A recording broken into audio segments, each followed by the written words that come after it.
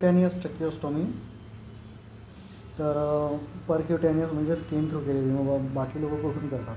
Skin याच्यात तुम्ही स्किनला puncture करून डायलेट करतात. सर्जिकल म्हणजे तुम्ही इन्सिजन घेतात. तुम्हाला स्टोमास बनवायचा आहे, पण इथे तुम्ही निडल प्रिक करून मग डायलेट करता. इथे इन्सिजन घेऊन प्रॉपर फ्लॅप वगैरे बनवून तुम्ही करता. तर ऑब्वियसली तुम्ही हे बेडसाईड करणार आहे ICUमध्ये. तर त्याच्यामुळे त्याचे ॲडव्हान्टेज आहे की लवकर करता येतं, सहज करता येतं, पैसे कमी लागतात. मग तुम्ही ट्रॅकिओस्टोमी केली तर मग लवकर त्याला एक्स्टुबेट करता येईल इझिली, रिस्क कमी होईल याची, व्हेंटिलेटर असिस्टेड न्यूमोनियाची. पेशंटला कम्फर्ट होईल, कारण की पेशंटचा एअर रेजिस्टन्स कमी होऊन जातो, वर्क ऑफ ब्रिदिंग कमी होऊन जातो, डेड स्पेस कमी होऊन जातो. परंतु इश्यू हा आहे की मग त्याचं ते डिफेन्स मेकॅनिझम पण उडून जातं. सिक्युअर आहे, सेफ आहे, त्याच्यामुळे एक्स्टुबेशनची रिस्क कमी होऊन जाते. पुन्हा ट्यूब टाकू शकतो. ॲस्पिरेशनची रिस्क कमी होऊन जाते. ओरल नेझल फेशियल हायजीन होऊन जातं. पेशंट हलवू शकतो. नर्सिंग इझी होऊन जातं. विनिंग करायला इझी होऊन जातं रेजिस्टन्स कमी झाल्यामुळे.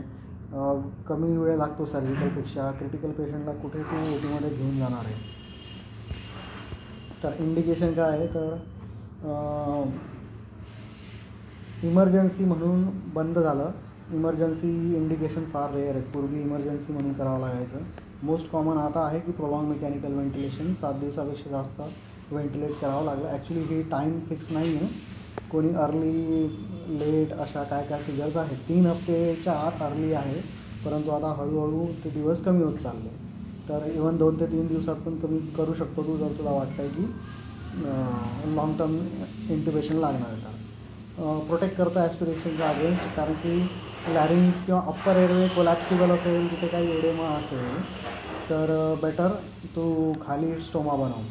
अप्पर एअरवे ऑब्स्ट्रक्शन हे वन ऑफ द इंडिकेशन आहे. इन्फ्लेमेशन असेल, ट्युमर असेल, पाल्सी असेल, काही पल्मोनरी टॉयलेटिंग करायचं असेल, विनिंग करण्याकरता चांगलं आहे. ऑब्स्ट्रक्टिव्ह स्लीप ॲपनियामध्ये करू शकतो. तर डिकॅन्युलेट करताना तुला तेच आहे की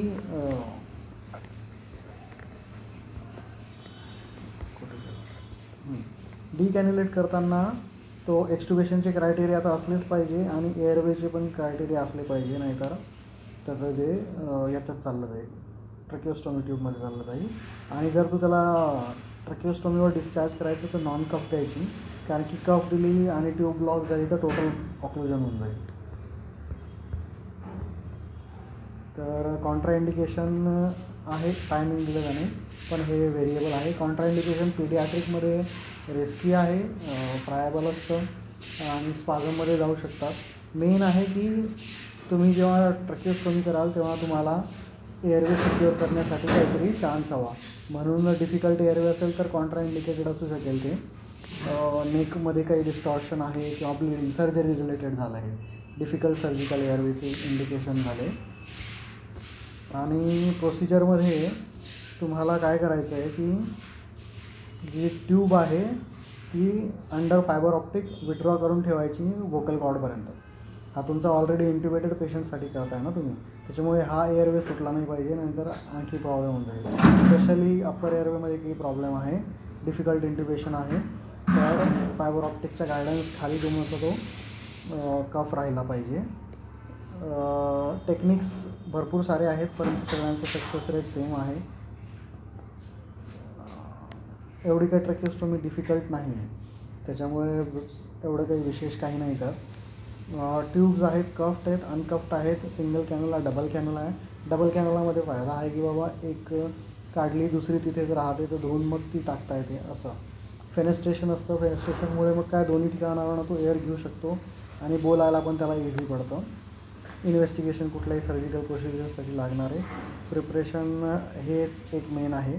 टेक्निक तर काय, तुम्ही 14च्या कॅन्युलाने प्रिक घेणार, एअर बघणार, मग निडल काढून घेणार, कॅन्युला तिथेच ठेवणार, मग पुन्हा ॲस्पिरेट करून बघणार, मग त्याच्यानंतर मग तुम्ही तो स्टिलेट टाकणार, मग त्याच्यानंतर डायलेटर टाकणार. हा केस आहे.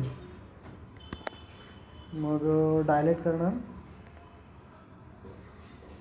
त्याच्या आधी तुम्हाला ते स्टिलेट टाकणार. स्टिलेट टाकल्यावर कॅथेटर काढायचा. तुम्ही ॲक्च्युली गाईड वायर पण म्हटलं आहे त्याने. तर गाईड वायर त्याच प्लेसमध्ये असली पाहिजे, नाही तर तो एअरवे ॲक्सेस चालला जाईल तुमचा. मग पोस्ट ऑप तुम्ही ऑस्कल्टेट करणार, कन्फर्म करणार, एक्सरे करणार, जे काही आहे. नंतर पोस्ट ऑप तुम्हाला केअर घ्यावी लागणार वुंड आणि स्टोमाची. आणि जेवणापूर्वी डिफ्लेट करावा लागतो कफ. इन्फ्लेट नाही, डिफ्लेट करावा लागतो. कफ इन्फ्लेटेड असेल तर तो स्वॉलो कसं करणार. पहिल्या 24 तासात दर तासाला थोडं 15 मिनटं डिफ्लेट करून ठेवावं लागतं. आणि ट्यूब एक्सचेंजचे टायमिंग दिले आहे, पण we know it is not like that. मग कॉम्प्लिकेशन्स, इमिजिएट कॉम्प्लिकेशन बाबा, फॉल्स पॅसेजमध्ये गेला, सबक्यूट एम्फायसेमा झाला, टेन्शन न्यूमो झालं, एअरवे सिक्युअर नाही झाला, डेथ झाली. 24 आवर्स नंतर पोस्ट ऑफ कॉम्प्लिकेशन, मग हिमोरेज असेल, ग्रॅन्युलेशन टिश्यू, ट्रॅकियोइसॉफेगल फिस्चुला. मग more than 6 month stenosis common आहे. ते पण मार्जिन खूप आहे, 75%च्या वर गेल्यावर होतं. किंवा ट्रॅकियोक्युटॅनियस फिस्चुला झाला, म्हणजे फिस्चुला कुठेही होऊ शकतो, इसॉफेगसला, स्किनला. तर याच्यात फोनेशनसाठी पण फायदा आहे तुम्हाला. तो एक वेगळं कफ पण येतो आणि एक वेगळा व्हॉल्व येतो, तर फोनेशनसाठी पण चांगलं होऊन जातं. तर मेनली बेडसाईड प्रोसिजर आहे. सर्जिकलशी कम्पेअर करायचं आहे तुम्हाला. कफ वरपर्यंत काढून ठेवायचा आहे आणि नंतर काय नाही, डायलेट करून तो स्टोमा बनवायचा आहे. मग त्याचे इन्व्हेस्टिगेशन्स किंवा पोस्ट ऑफ कॉम्प्लिकेशन लॉजिकली लिहायचे.